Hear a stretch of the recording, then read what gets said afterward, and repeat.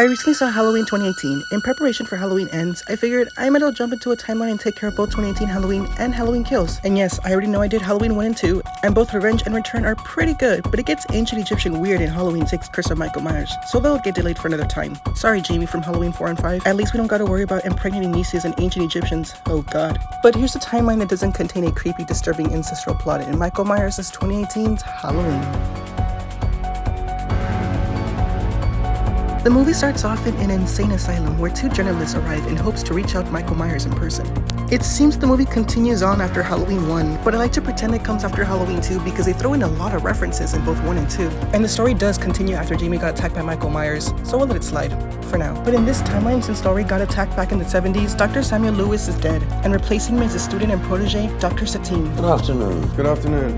I'm Dr. Ranbir Satine. Great to finally meet you. They see Michael chilling attached to chains, assuming that he's unaware of them. Oh, make no mistake, he's aware. He was watching you as you arrived. The male journalist ties his shoes, which are pretty cool sneakers to wear as a professional British journalist. I mean, I graduated high school with my Vans, so why not? Who cares? The journalist talks to Michael and shows off his original mask that he used to kill his sister from the original movie. But for some reason, the other inmates start acting odd when they see the mask. I guess Michael told them while they were all having lunch at the cafeteria. Also, not only do the prisoners act out odd, but the sirens go on, so shouldn't the journalists stop? Are they not in lockdown, or what the hell's going on? Say something. Say something, Michael. And why are the inmates still screaming in front of the camera? It's honestly getting really annoying and scary. What was the director trying to do here? Say something! Sir, you can't be yelling at the patients like that. You're going to have to be escorted out of the premises, unfortunately. In this Halloween adaptation intro, we have a jack-o'-lantern mounting in reverse. We're back in Haddonfield, Illinois, where our two journalists search for good old Laurie Strode, who for some reason, and we don't know why, is paranoid about the Michael Myers incident that happened way back in the 70s. So she barricaded herself in the same place where her trauma started and still reigns on Haddonfield, Illinois. Also, I love how Laurie thinks. Yes. We're making a podcast, and We're investigative journalists. if you have a moment, we've traveled a very long way. How does $3,000 sound? Wait, if she wanted to get away from this memory as far as possible, why didn't she move away from Haddonfield, Illinois? Isn't Michael's prison in the same location where she resigned? So why would she want to stay there? We meet Laurie Strode, played by the one and only Jamie Lee Curtis, who's being interviewed by the rude questions that upset her. Let's talk about when the state came to take your daughter away. She was 12 years old. They said you're an unfit mother. How long until you regain custody?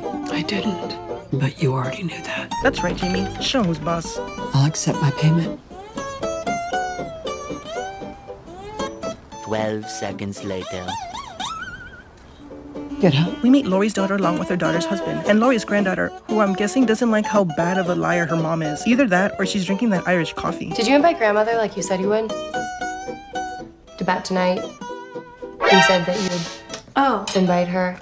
Right. I did. You did? Yeah. She's not gonna be able to come, honey. I'm sorry. Really? Yeah. We meet Allison's generic, basic-ass friends who clearly don't know how trauma works. A lot worse stuff that's happening today, and I mean, what, a couple people getting killed by one guy with a knife is not that big of a deal. Dude, her grandmother was almost fucking murdered. And she escaped. I'm just saying, by today's standards. Just shut the fuck up, Dave. Oh, I'm sorry. Yeah, shut up, Dave.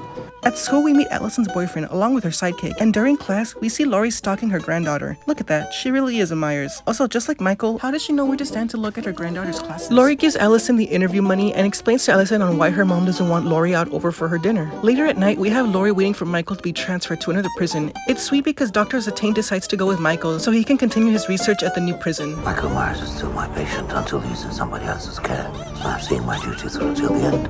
Aw, what a strong bond. While Laurie drinks her sorrows away in her car, waiting for the bus to pass. Meanwhile, at the dinner, Allison is introducing her boyfriend to her parents when Laurie finally arrives, a drunken mess. Aw, I love her. I really hope this is gonna be me when I'm 70. Hi. I'm the grandmother. Why don't you sit down, Mom? No, good. Hey, Mom. I thought you quit drinking. All right, Mom. Sorry. Mom. Sorry. I saw him. The shit I wanted to kill him. After a wasted Laurie ruins a dinner, they let her drive home drunk at night in her pickup truck. The mom explains that Laurie made her train to fight back if Michael ever returns. I never told you how I spent my childhood. I learned how to shoot a gun when I was 8. I learned how to fight. But back on the roads, we have a boy and his very old dad running into a bus, which happens to be the transfer bus Michael was in. So the dad, who's a professional huntsman, brilliantly exits the car without his gun and leaves his son all alone. Oh, hell no. So the boy goes to search for his dad, but doesn't shoot at anything, even in life-threatening situations. But he does shoot at people far away. Don't shoot! What the hell? Why was the scene so funny? It's like it belongs in a sitcom. Don't shoot!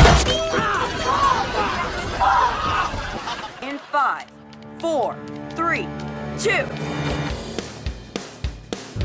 But anyways, the little boy panics, so he decides to leave the crime scene, drives off in his dad's car, I guess. But thankfully, Michael kills him. That kid is a menace to society, you know.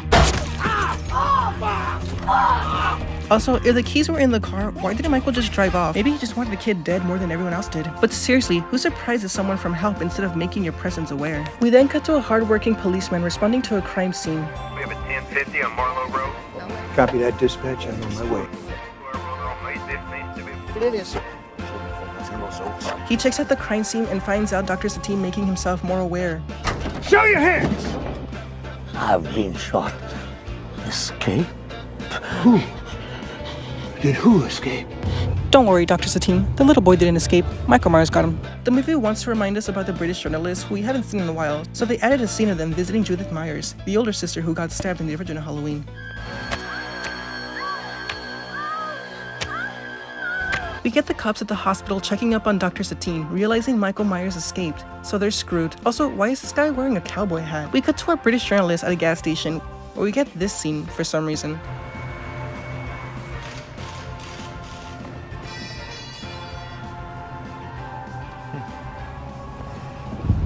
What the hell was the point of the scene? Or maybe he's just into that weird sexually grandma fetish. Do you charge extra to take the teeth out, or do you usually leave them in? Meanwhile, the female journalist heads to the restroom, but unfortunately Michael enters, and this honestly reminds me of the Halloween H2O scene where the mother decides to use the restroom and Michael steals her purse. I wonder if they're trying to pay homage to that reference since Jamie Lee Curtis starred in it as well. We also had the gas clerk get an off-screen kill, but why was this necessary? Did Michael steal a bag of chips? I mean, they are expensive nowadays. We also see that he killed a mechanic and possibly to steal his clothes for that classic Michael Myers look. Let's just hope it doesn't have Pep Boy's logo in it. Meanwhile, the female journalist is being attacked, and honestly, I don't feel bad for her because when her friend comes to help, she just stands there doing nothing instead of getting the hell out. But her lack of thinking gets her killed. So does the British dude.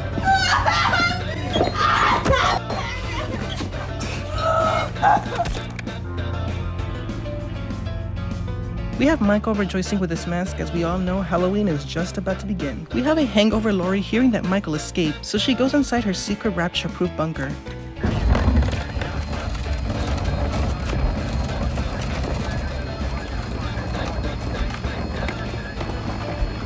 "12 seconds later.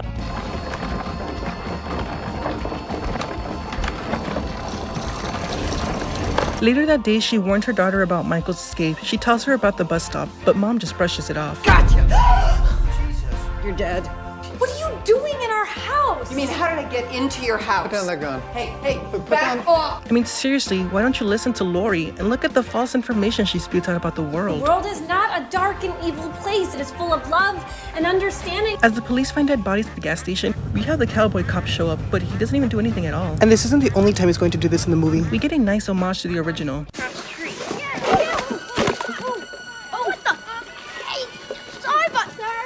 We also get Michael strolling down memory lane once again, but this time, the grandma dies sadly.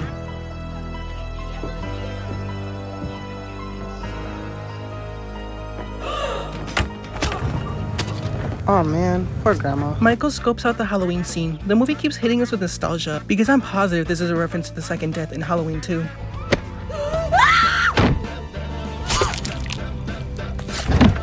Back at the Halloween school dance, we have Ellison going through a bizarre breakup scene from her cross-dressing boyfriend, so I don't know how it's possible for another girl to hit on him, unless she's into the whole BDSM pegging scene. Also, why is Ellison leaving? I would have beaten the girl up if she kissed my boyfriend in Halloween, Jerry Springer style.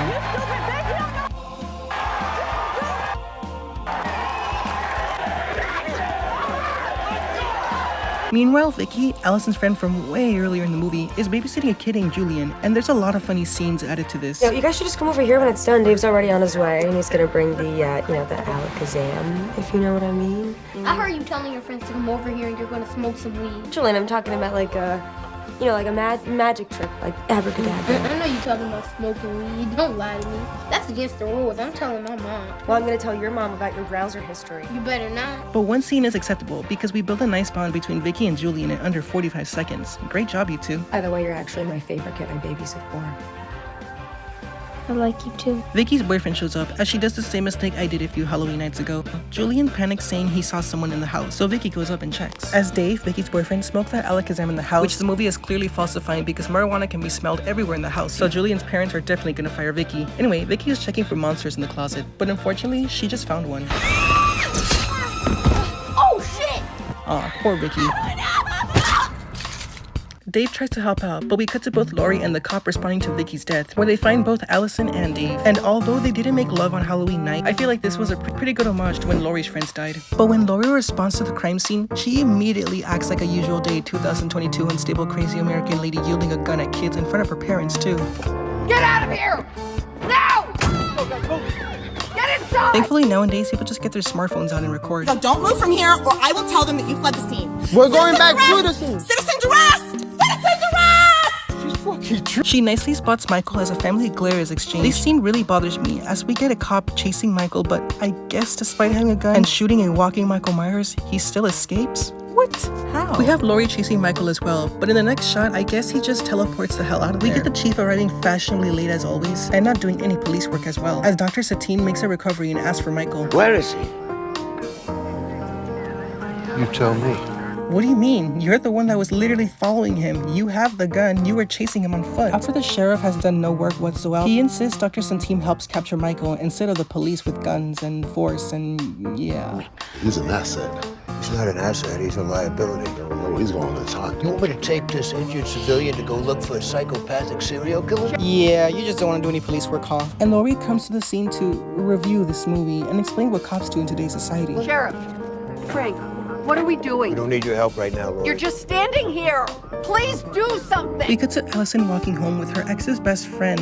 I mean, you just broke up, so why would you want to walk with your ex's friend? No wonder he hits on you. Let's get out of here.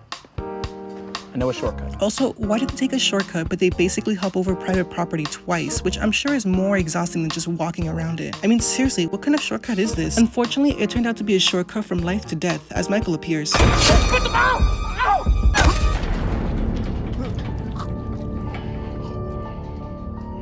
Allison sees Michael and runs away. And you gotta admit, I really love this music. It gives me some pretty good retro vibes from the 70s.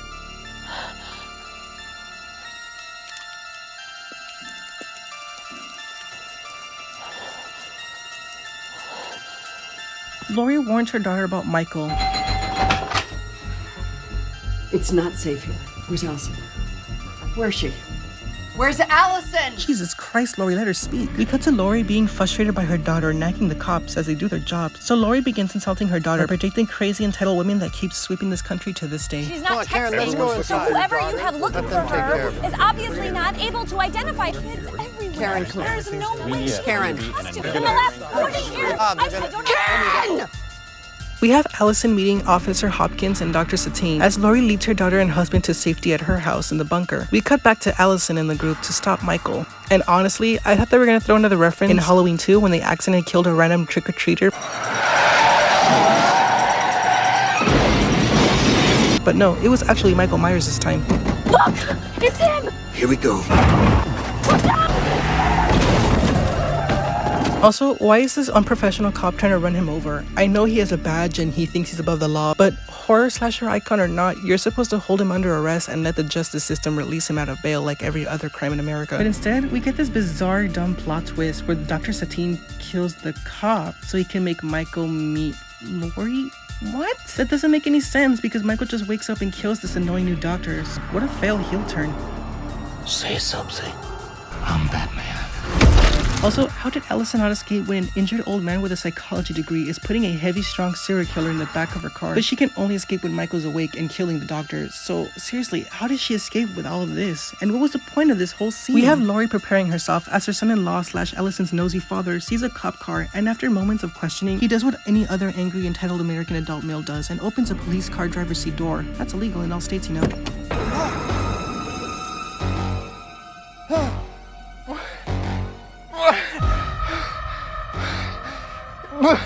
Also, great decoration from Michael, but how do you know where Laurie's address is? And how tinted are these Illinois cop car windows? After the nosy dad investigates, he dies. Laurie prepares for Michael, but despite keeping an eye out on him, she fails at her first task.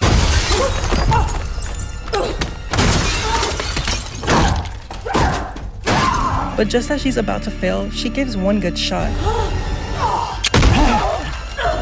She hides in her bunker along with her daughter from Michael, but why is she hiding if she's just gonna give her cover? She even opens her bunker as Michael can eventually find her daughter. What the heck, Laurie? Come on, think straight here. The movie doesn't want us to forget about Allison though, so they give us a choppy 25 seconds of her getting scared of mannequins in the woods? I mean, why? After a good amount of suspense time, Laurie finds Allison's dad dead in the closet. She must be getting some 1978 flashbacks. Laurie is seeing some mannequin activity going on. Despite the camera showing that Laurie is safe from Michael for 30 uninterrupted seconds, turns out Michael was hiding behind the mannequins this whole time. Michael and Laurie get into a classic tussle, and even though Michael can survive most attacks / damages, nothing is worse than finger biting. Wait a minute, how does he still have his fingers? Didn't he get them blown away with the shotgun? We have Laurie falling out of the window, only for Allison to randomly return, as her last scene didn't help me remember her side story that much. But it was all a distraction, so Laurie can hit us with that iconic classic twist of Michael not reappearing in the ground. Allison hides with her mom as Michael starts to attack, and after all those policemen with guns, it only took Michael to go down via middle-aged mom. I can't do it! I'm sorry, I can't do it! Gotcha. Gotcha, bitch! And an homage paying Jamie Lee Curtis defeating Michael once and for all. Happy Halloween, Michael. We get the cliche of the evil villain is holding onto my feet, please help me moment. So Allison comes to help. Let's just hope that she doesn't end up like Jamie from Halloween 4 and 5. As we have Laurie ending her trauma and killing her evil brother once and for all by trapping him and setting her house on fire, escaping with her daughter and granddaughter, and finally ending this nightmare on Haddonfield, Illinois. Right?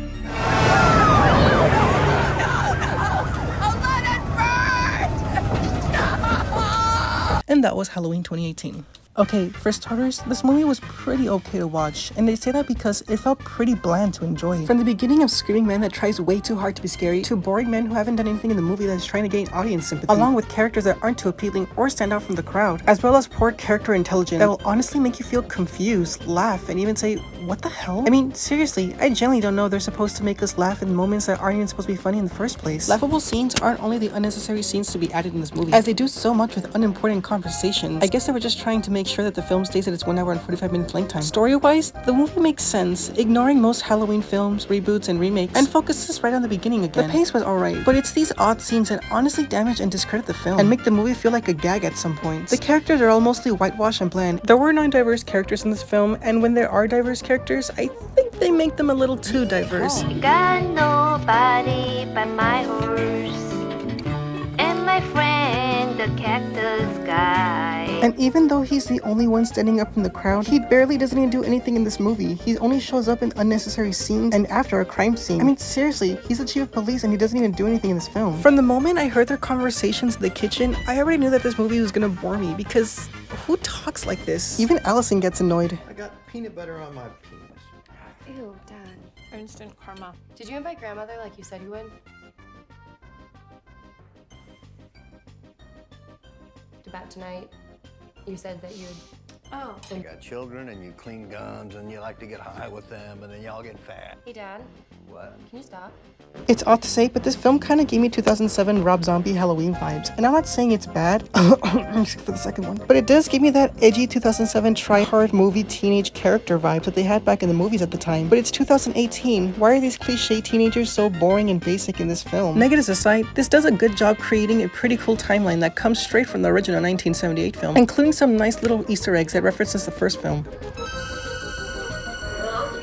We We get Michael doing his thing, and he gets a lot of screen time, not gonna lie. And I enjoyed his time killing innocent people, so I have nothing bad to say about Michael. Just the writers of the script and the director for allowing these scenes to make it to the human eyes. Jamie Lee Curtis reprises her role as Laurie once again. She played Laurie as a 70s teenager, a 1990s middle-aged professor, and now a cool, crazy, traumatized elderly woman. She does a freaking good job, honestly. And I wouldn't say that she saved the movie, but her acting was outstanding, and it made me love her 40 years later. Oh, Jamie Lee Curtis, you're too legendary for this world. And she has way more character personality than everybody else in this movie. Heck, Michael has even more personality than this family, and he doesn't even talk. But honestly, I'm just glad he managed to kill a majority of this cast, and even after all this killing spree, he still has the urge to murder Laurie, which we'll all be looking forward to in the future.